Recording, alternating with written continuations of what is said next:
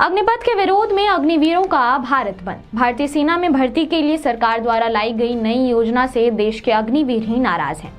इस योजना से नाखुश होकर पूरे देश के युवा हर जगह हिंसक प्रदर्शन कर रहे हैं। खासकर से बिहार और उत्तर प्रदेश के युवा इस योजना के खिलाफ ज्यादा उग्र हैं।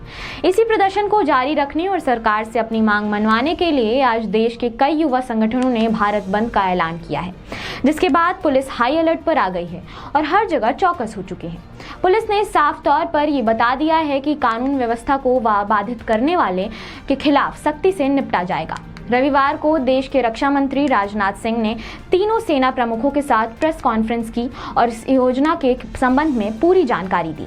साथ ही युवाओं से ये अपील भी की कि वो राजनीतिक साजिशों में न फंसें और अपनी तैयारियों पर ध्यान दें।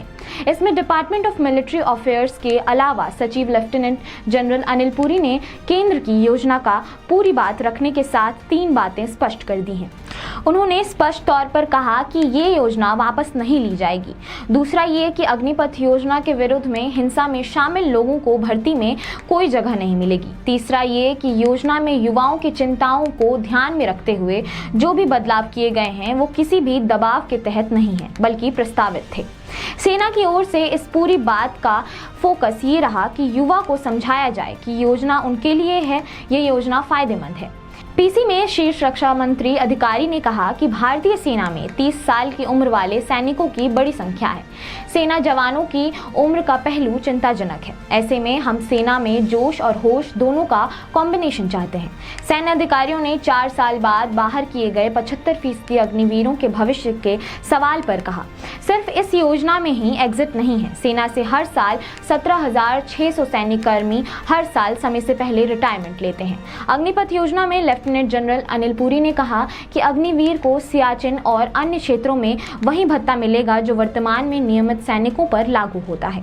सेवा शर्तों में उनके साथ कोई भेदभाव नहीं किया जाएगा। यही नहीं, देश की सेवा में अपना जीवन कुर्बान करने वाले अग्निवीर को 1 करोड़ रुपए का मुआवजा मिलेगा।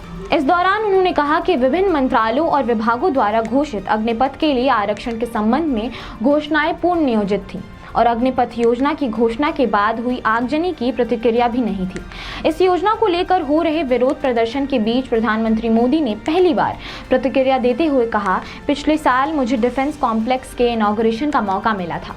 हमारे देश का ये दुर्भाग्य है कि बहुत सी अच्छी चीज अच्छे उद्देश्य से की गई चीज राजनीति के रंग में फंस जाती है। देखना ये होगा कि सरकार कब तक इस योजना को लेकर युवाओं को समझा पाती है।